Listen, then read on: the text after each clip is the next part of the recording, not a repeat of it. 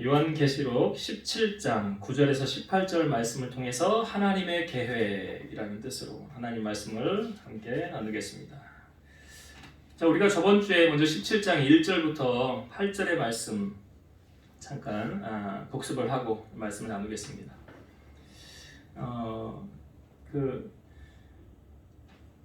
우리가 17장 이제 1절부터 8절의 말씀에 보니까 여기 음녀가 나왔고 붉은 빛 짐승이 나왔죠. 그래서 음녀가 상징하는 것은 하나님을 대적하는 권력자, 그렇게 이해하면 된다고 그랬죠. 그 당시 시대적인 배경으로 보면 로마의 황제인 도미티안을 상징적으로 우리에게 보여주고 있는 것이고, 붉은 빛 짐승은 악한 마귀를 뜻한다고 그랬죠. 그래서 사도 요한이 하나님의 이런 환상을 보게 된 배경에는 사도 요한이 성령으로 충만하여져 있었기 때문에 그것을 볼 수 있었더라. 3절에 우리가 말씀을 나누었죠. 성령으로 나를 데리고 광야로 가니라. 그래서 우리가 성령 충만해야 하는 이유는 하나님의 뜻을 알기 위해서 우리는 성령의 충만함을 받아야 된다. 하나님이 나를 향한 뜻을 알기 위해서 성령 충만함 받아야 되고, 또 한 가지는 하나님의 인도하심을 받기 위해서, 우리의 가는 길이 우연이 아니라 하나님의 인도함을 받기 원한다면 우리는 성령 충만함에 힘써야 된다. 성령 충만은 어떻게 하면 받을 수 있다고 그랬죠? 기도함으로. 마가다락방 120명이 모여서 기도하였고, 그 다음에 말씀을 들어야 된다고 그랬죠. 그러니까 말씀이 선포되어질 때 성령이 임하더라. 그래서 우리가 성령 충만함, 무엇보다 가장 힘써야 되는 부분이다. 저번 주에 우리가 그 말씀을 잠깐 나누었고요. 오늘 말씀을 보면 9절부터 마지막 절까지 먼저 한 절씩 읽고 설명을 드린 다음에 함께 말씀을 함께 9절을 먼저 다시 볼게요. 지혜 있는 뜻이 여기 있으니 그 일곱 머리는 여자가 앉은 일곱 산이요. 일곱 머리를 일곱 산으로 표현하고 있죠. 로마는 도시가 건설되어질 때에 일곱 개의 산이 있습니다. 로마에 일곱 개의 산이 있는데 그 산 위에 건설된 도시다. 그래서 이 지형적인 특성을 여기서 비추어서 이런 표현을 한 거예요. 일곱 산이다. 일곱 머리는 일곱 산이다라고 표현되어져 있고, 다음 절에서 나타나는 일곱 산이 의미하는 건 뭐냐? 10절에 보니까 일곱 왕을 의미하죠. 10절 볼게요.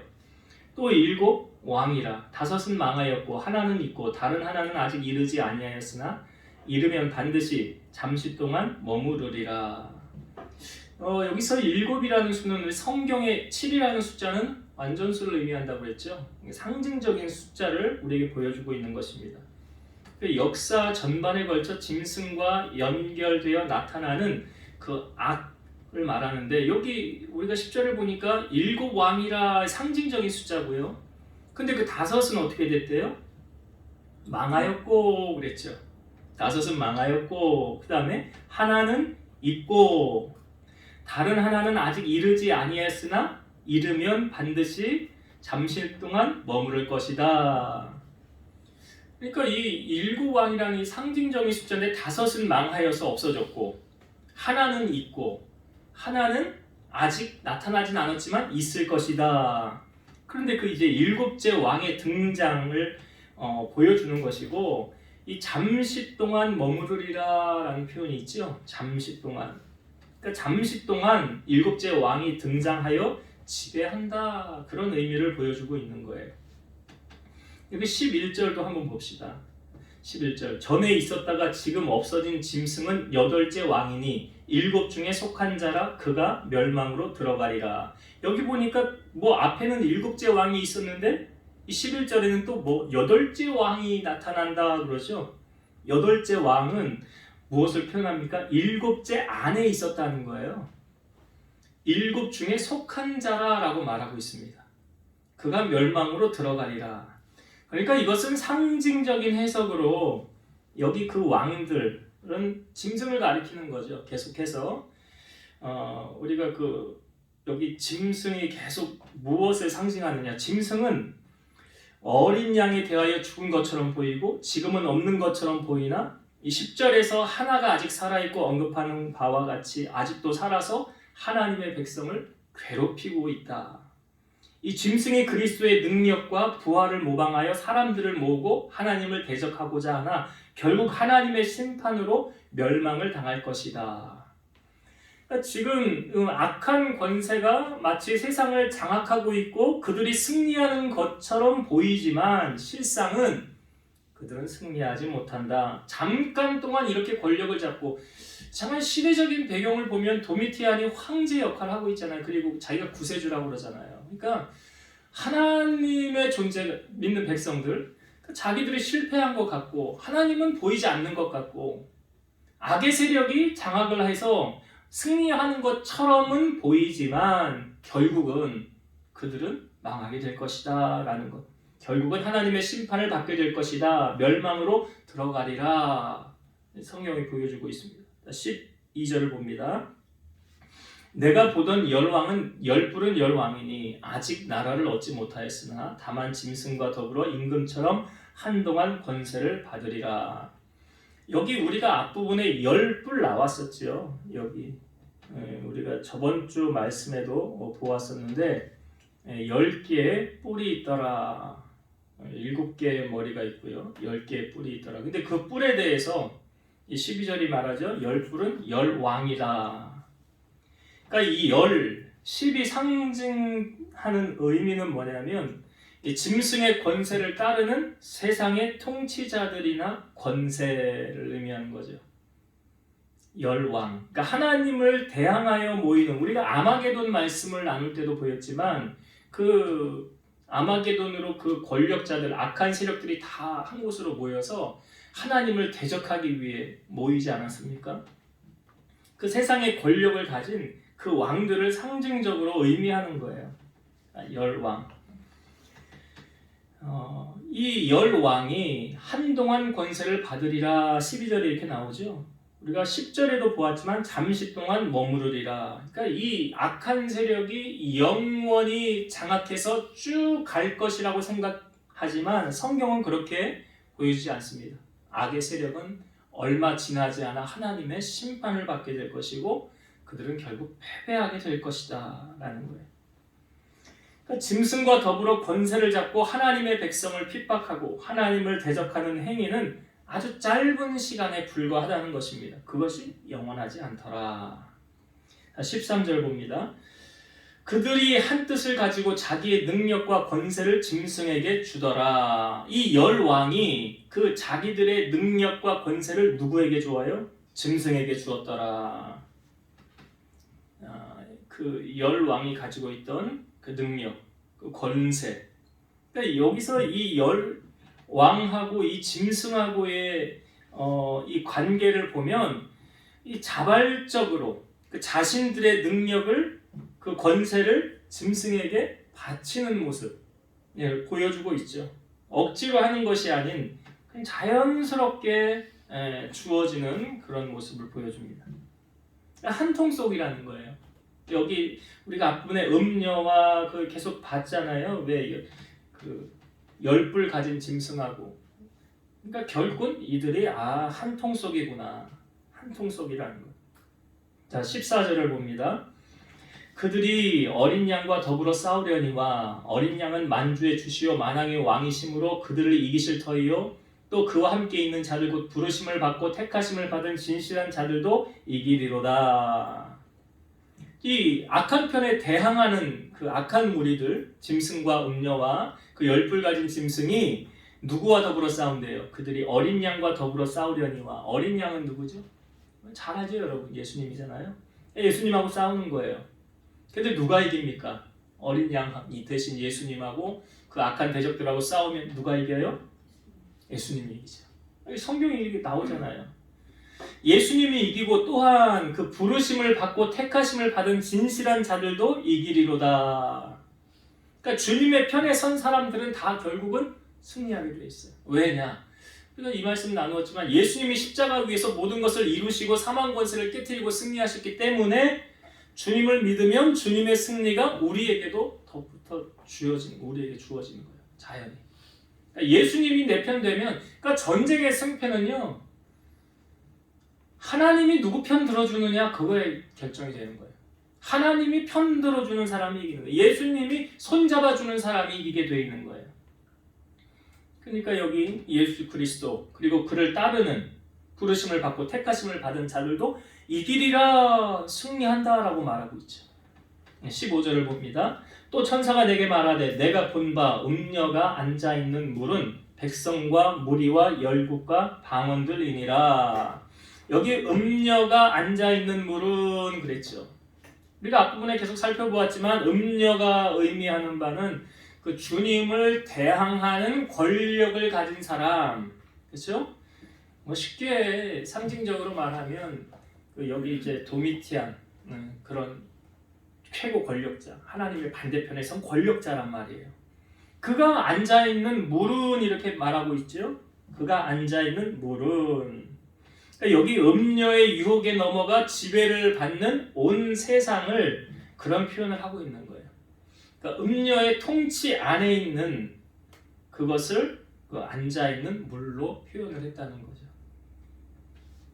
그 앉아있는 물이 뭐래요? 백성과 무리와 열국과 방언들이라. 그러니까 여기에는 사실 하나님의 백성은 포함되어져 있지 않는 거죠. 예, 그 음녀의 통치를 받는 여기에는 하나님 백성들은 없어요. 자, 16절 봅니다. 내가 본 바 이 열불과 짐승은 음녀를 미워하여 망하게 하고 벌거벗게 하고 그의 살을 먹고 불로 아주 사르리라. 이 16절의 말씀이 이해가 되십니까?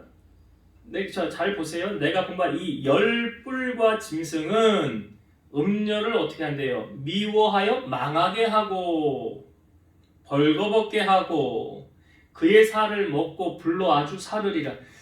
자, 이 열불 가진 이 짐승하고 음녀와의 관계가 어떠했습니까? 전에는 둘이 관계가 좋았죠. 예, 한 통 속으로. 예, 그러니까 이 예수 믿는 사람들을 핍박하는데 그 한 통 속이 돼가지고 한 편이 돼가지고 쿵짝이 맞아가지고 아주 막 그렇게 핍박을 하고 박해를 하던 그 무리들이었잖아요. 그런데 어떻게 됐습니까? 지금 16절에 보니까 관계가 어떻게 됐어요? 틀어졌어요. 끊어졌어요. 그래서 이 열불 그 짐승이 음녀를 어떻게 미워하며 망하게 하고 벌거벗게 하고 그의 살을 먹고 불로 사르더라. 그러니까 마치 분열이 된 거예요. 그러니까 여기서 이제 그 열불 짐승은 사탄 마귀를 의미하는 거고, 사탄 마귀, 그리고 여기 음녀는 하나님을 대적하는 권력자, 하나님의 최고 권력자. 이 두 사이가 지금 갈라진 거예요. 서로 편이 갈라졌어요. 그리고 이 사탄이 결국은 그 이용하다가 그 음녀를 이용하다가 결국은 이제 버리는 거예요. 이용 가치가 떨어지면 버려버리는 거예요. 그걸 보여주는 거예요. 지금 16절이. 17절. 이는 하나님이 자기 뜻대로 할 마음을 그들에게 주사 한 뜻을 이루게 하시고 그들의 나라를 그 짐승에게 주게 하시되 하나님의 말씀이 응하기까지 하심이라. 이게 이 모든 게 결국 보면 하나님께서 이렇게 하게 만들어 놓으신 거죠. 하나님이 자기 뜻대로 할 마음을 그들에게 주사 그랬잖아요. 그래서 하나님 뜻을 이루게 하셨다. 그래서 잠시 동안 그 짐승에게 이게 허락한 거예요. 여기 우리가 앞부분에 보았지만 잠깐 동안 한동안 권세를 받으리라 잠시 동안 머무르리라는 표현이 있잖아요. 이거 하나님이 그렇게 하게 하신 거예요. 영원할 것 같았지만 그 영원하지 않더라는 거죠. 하나님이 모든 일을 계획하고 주관하셨구나 라고 우리가 이해하시면 돼요. 18절. 또 내가 본 그 여자는 땅의 왕들을 다스리는 큰 성이라 하더라. 내가 본 그 여자 음녀를 말하는 거죠. 그 땅의 왕들을 다스리는 큰 성이라. 그러니까 이 땅의 왕들, 그 하나님을 대항하는 그 무리들이 모였는데 그 중에서도 가장 높은 우두머리에 있는 그 음녀를 말하고 있고, 그리고 그는 큰 성이라. 이제 큰 성의 이 존재가 이제 다음 장에 보면 나오는데 여기 18장 2절에 보면 큰 성 바벨론이요 이렇게 나오거든요. 아, 큰 성 바벨론. 그러니까 이 여자 이 음녀는 큰 성 바벨론. 그러니까 바벨론이라는 것은 구약 시대에 등장했던 나라라고 그랬죠. 그런데 이 바벨론하고 로마하고 비교하면 공통점이 참 많더라. 특히 바벨론이 그 남유다를 멸망시켰고 거기는 성전을 회파했잖아요. 솔로몬이 세운 성전을 허물었던 나라가 바벨론이에요. 로마는 어땠습니까? 하나님이 세운 성전을 로마가 헐어버렸잖아요. 비슷한 공통점이 참 많아요. 하나님을 대적했던. 그래서 비유적인 표현으로 큰 성 바벨론이라 라고 말하고 있는 거예요. 자, 그래서 오늘 우리가 이제 17장 9절부터 18절까지 다 보았는데요. 한 두 가지로 잠깐 주시는 은혜를 나누고 마치고자 합니다. 여기 우리가 아까 보았지만 그 16절에 열불 짐승은 사탄 마귀를 상징한다고 그랬고 여기 음녀는 하나님을 대적하는 권력자, 즉 우상 숭배자를 의미한다고 그랬잖아요. 그러니까 이들의 관계가 상호 협력의 관계처럼 보였지요. 그러나 나중에는 이들의 관계가 어떻게 되었습니까? 틀어졌어요. 그러니까 결국 음녀도 누구의 조정을 받은 거예요? 마귀의 조정을 받은 거예요. 마귀 조정을 받은 거예요. 여러분, 예수님께서 십자가를 지시기 전에 재판을 받는 장면이 있어요. 당시 이스라엘은 로마의 식민지 하에 있었죠. 그래서 BC 40년경에 로마 황제 아우구스투스에 의해서 그 유대 왕이 세워집니다. 헤롯 왕이 그때 처음 세워지는 거예요. 여러분 잘 아시지만 우리가 예수님 탄생할 때마다 등장하는 왕이 누구냐면 헤롯 왕이에요. 그래서 당시 동방 박사들이 별을 보고 헤롯 왕 찾아왔을 때 유대인의 왕으로 나신 이가 어디 있습니까? 라고 물었을 때 뭐 유대인의 왕이 났다고? 자기가 왕인데. 그러니까 정말 유대인의 왕이 났는가 하고 그 당시에 2살 미만의 남자 아이들을 다 죽이라는 명령을 헤롯이 내려요. 죽이려는 거예요. 그러나 예수님은 이미 그때 도피하여 있었죠. 그래서 죽임을 당하지 않게 되고 헤롯이 죽고 난 다음에 예수님은 다시 유대 땅으로 돌아오게 돼요. 헤롯이 죽은 다음에 이 세 아들이 그 유다를 나눠서 통치를 하게 됩니다. 로마로부터 왕으로 임명을 받지 못해서 당시는 이제 분봉왕이라는 표현을 해요. 이 세 아들이 나누어서 통치를 하는 거예요. 근데 이 중에서 이 아켈레오라는 이 헤롯의 아들이 유대와 사마리아와 이둠의 에돔이라는 지역을 통치를 했는데 그 여러 학정과 이제 학살로 로마로부터 통치권을 빼앗기고 유배를 당하게 돼요. 그리고 이 이제 유배를 당했으니까 누가 통치를 해야 되잖아요. 그래서 통치할 사람을 로마에서 파견을 합니다. 그래서 로마로에서 사람을 파견해서 보냈는데 그가 누구냐면 빌라도예요. 빌라도 많이 들어보셨죠? 우리가 사도신경 할 때 본디오 빌라도에게 고난을 받으사 그러잖아요. 그러니까 예수님께서 처음에 누구에게 가서 신문을 받냐면 이 빌라도에게 신문을 받아요. 그러니까 당시에 로마법에 적용이 되어지기 때문에 사형에 해당하는 죄는 그 로마의 거기서 허락을 받아야 되는 거예요.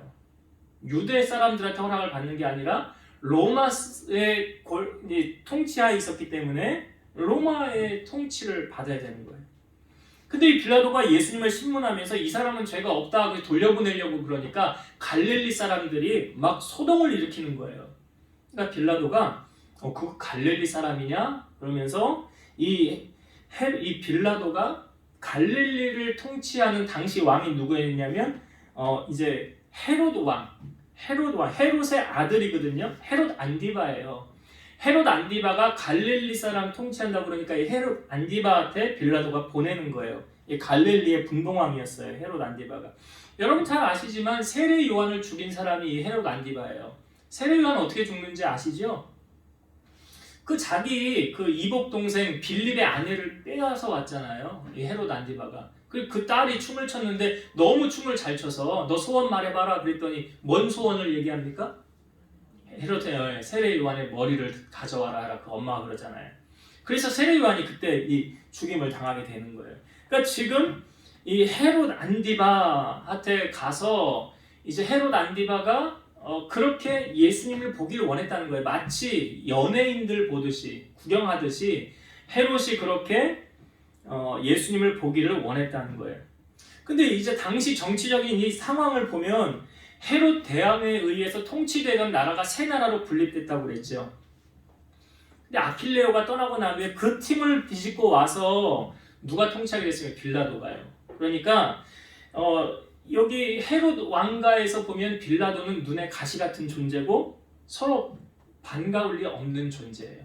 아니 우리가 통치하던 것을 빼앗겨서 이 빌라도가 다스린다고 하니까 별로 좋아하지 않는 사이란 말이에요. 그런데 이들이 지금 의익이 투합하게 된 사건이 있어요. 무엇 때문에요? 예수님을 업신여기고 희롱하는 데 한편이 된 거예요.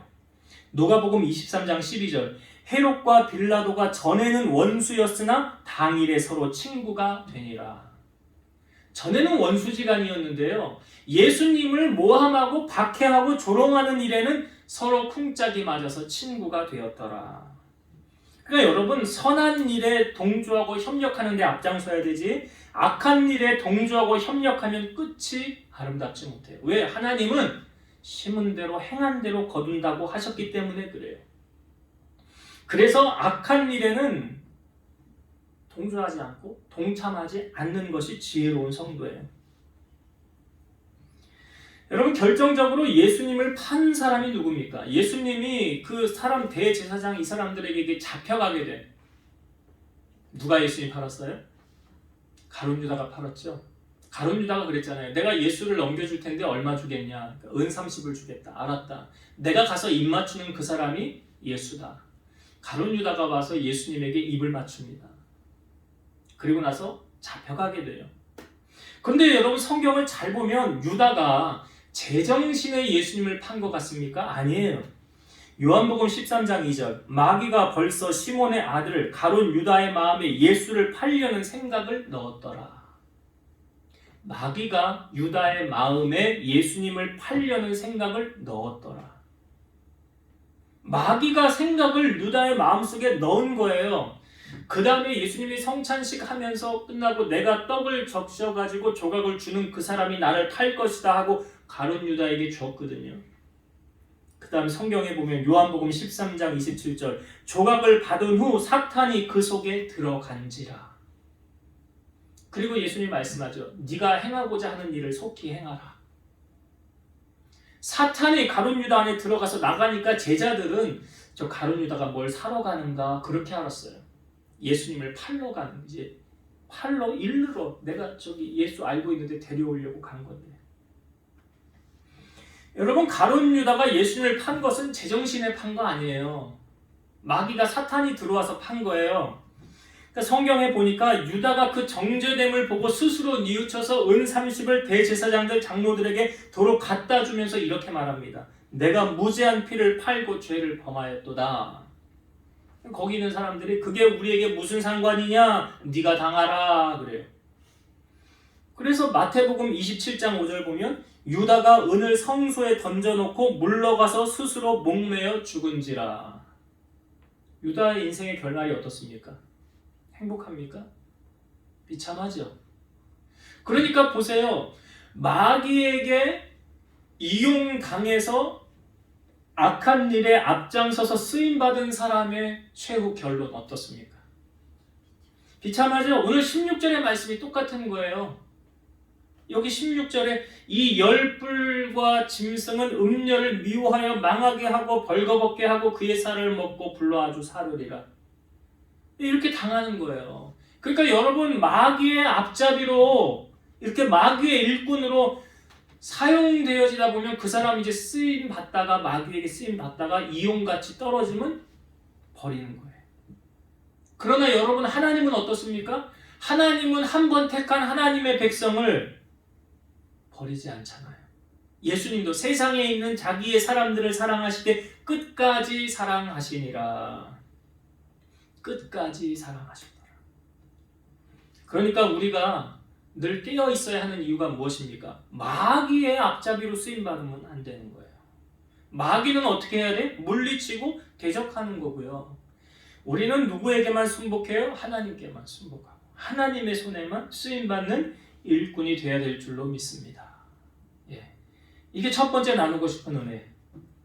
두 번째는 우리가 17절 보았지만 그 악한 것이 통치하는, 그 영원할 줄 알았지만 잠시 동안 그들이 통치하는 건데, 그것도 성경에 보니까 누구의 권한 아래 있었습니까? 하나님의 권한 아래 있었죠.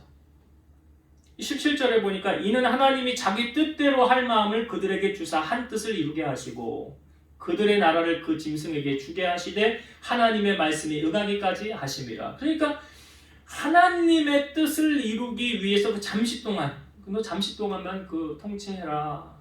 이게 하나님의 주권이었어요.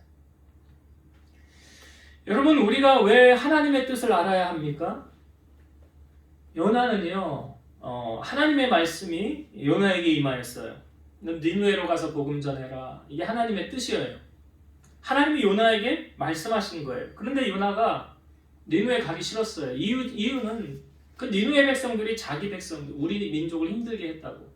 가기 싫은 거예요.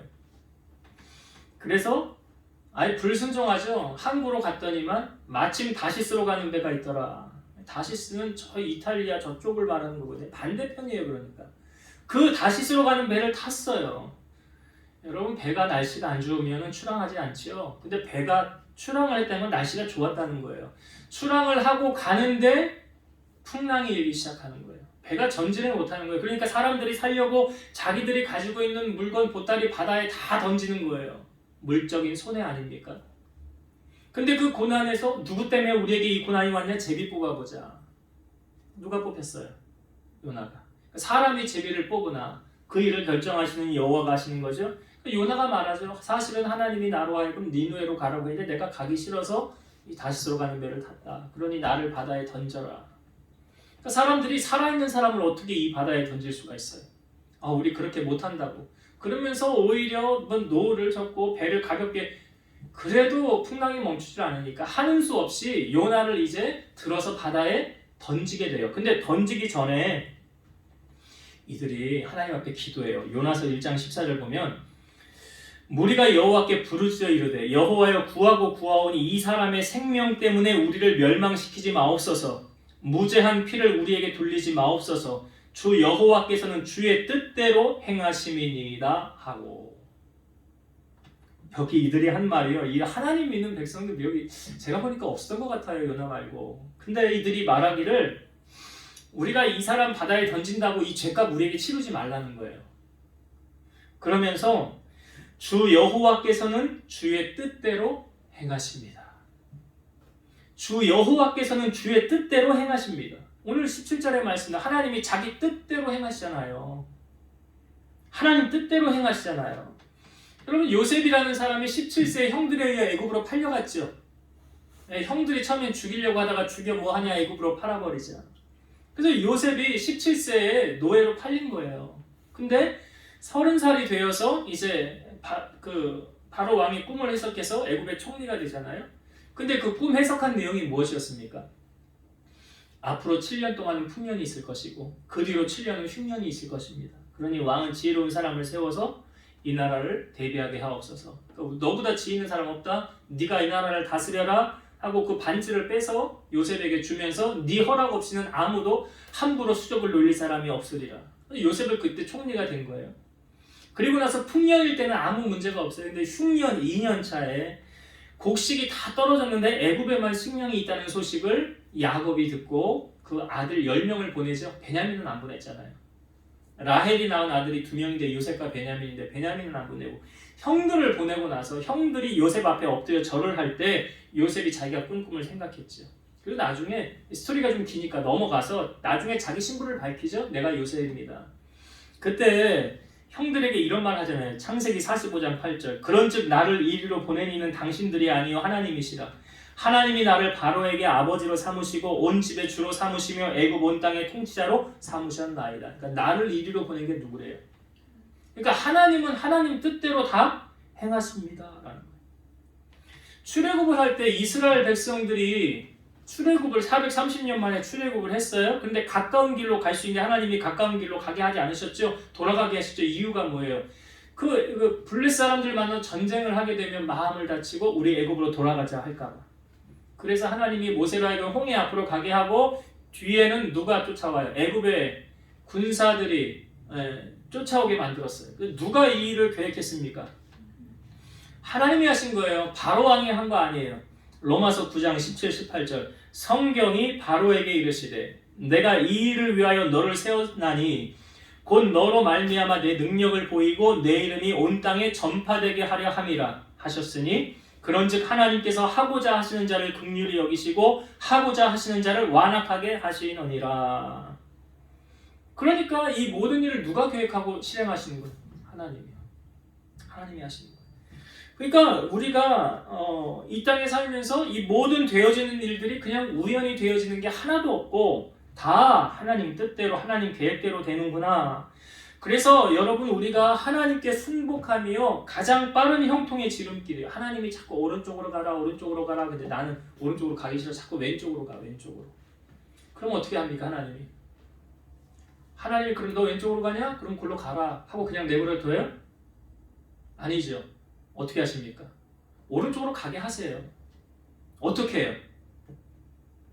어떻게 하십니까? 인생 막대기와 사람 막대기와 인생 채찍으로.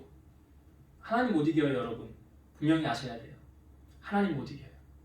그러니까 하나님은 내가 하나님이 계획한 대로 반드시 이루어 가셔요. 근데 나는 그걸로 하기 싫어. 그러면 반대로 가자면 그럼 요나처럼 이런 일이 당하고요. 원치 않는. 그러니까 우리가 하나님을 대항해 이길 수 없다니까요. 그래서 야고보서 4장 7절 그런즉 너희는 하나님께 복종할지어다 마귀를 대적하라 그리하면 너희를 피하리라. 그러니까 우리가 복종해야 될 대상은 누구예요? 하나님이에요. 하나님께 복종한다는 것은 하나님의 말씀에 복종하는 거예요. 그 말씀에 순종하는 거예요. 하나님 말씀대로 내가 순종하면 뭐가 열려요? 형통한 인생이 열리는 거예요. 순복한 인생. 그러니까 요셉의 삶을 보면 하나님이 요셉의 삶을 형통하게 하셨더라. 창세기 39장에 보면 많이 나오잖아요. 그 요셉이 그게 형통한 거였나? 애굽의 노예로 사는 게, 그리고 감옥에 들어가는 게, 그렇게 볼 수 있지만 하나님의 넓은 계획 속에서 보면 지금 하나님의 계획대로 하나하나 실행이 잘 되어지고 있는 거예요. 하나님의 편에서 보면 그게 형통이라는 거죠. 그래서 우리가 이 땅에 살아가면서 형통한 삶을 살아가는 비결, 하나님 뜻대로 사는 거예요. 그래야 형통해요.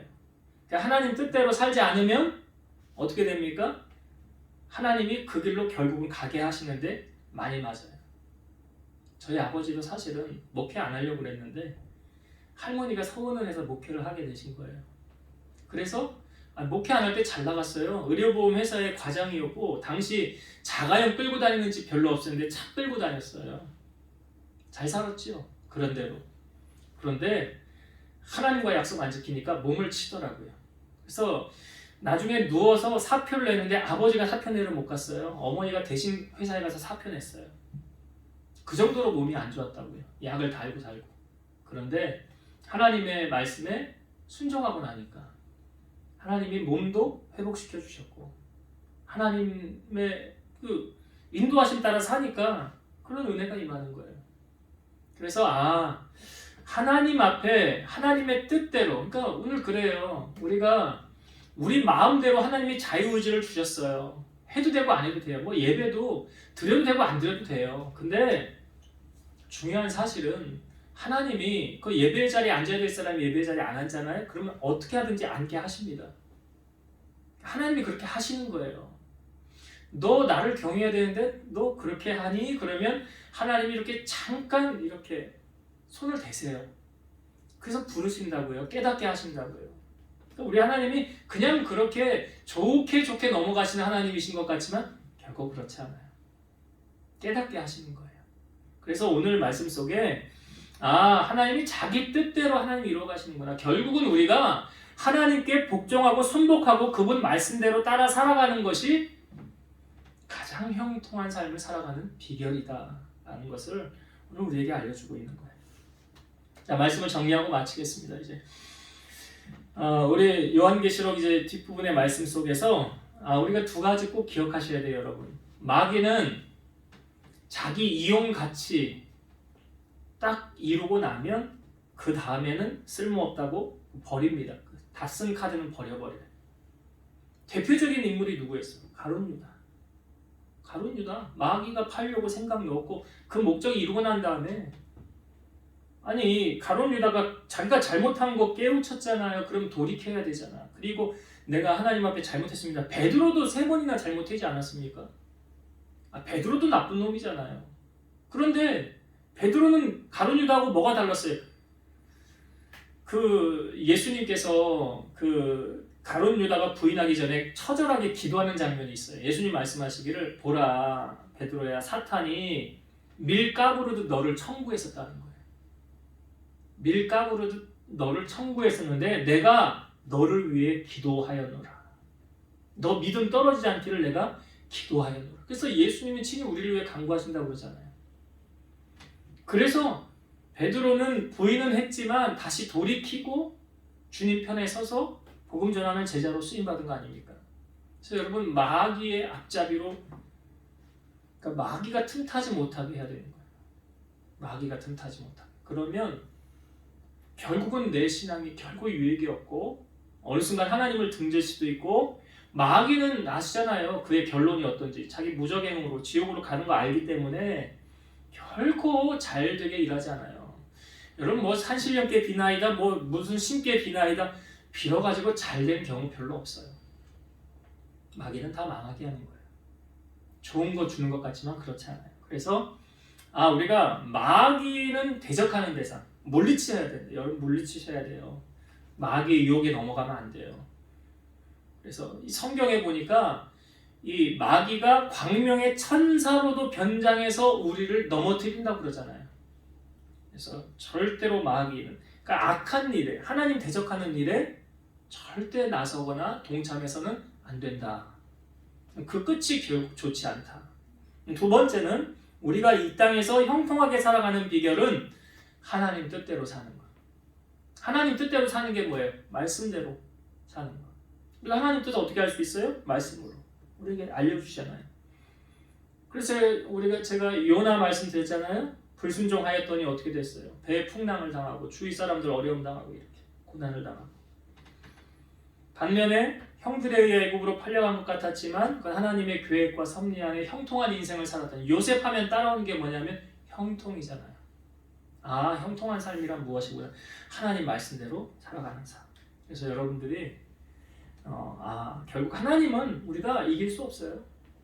하나님은 결국 하나님 뜻대로 다 행하십니다. 그렇기 때문에 우리가 하나님의 뜻에 순복하는 것, 그분의 말씀대로 살아가는 것이 우리의 삶의 형통한 은혜를 누리는 비결이다. 잊지 마시고 이 말씀을 가슴에 새기셔서 하나님의 형통함을 맛보고 살아가는 여러분 되시기 바랍니다. 기도하시겠습니다. 살아계신 하나님 감사합니다. 악한 마귀는 두루 다니며 자기의 밥을 찾습니다. 그 자기 밥대로 그렇게 이용을 하고 나중에는 이용 가치가 없으면 그 쓰레기처럼 버립니다. 그러나 우리 하나님은 한 번 택한 하나님의 백성을 절대 버리지 않고 끝까지 사랑하십니다. 그러기에 우리는 악한 원수 마귀의 꾀임에 빠져 넘어가지 않도록 우리 사랑하는 성도들 늘 깨어서 주님과 교통하게 하시고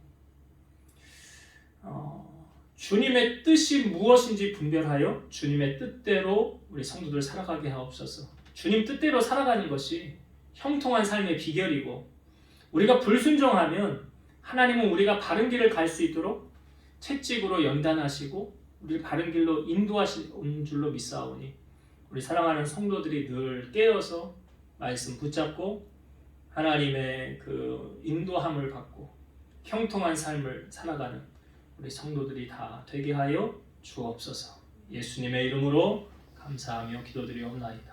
아멘.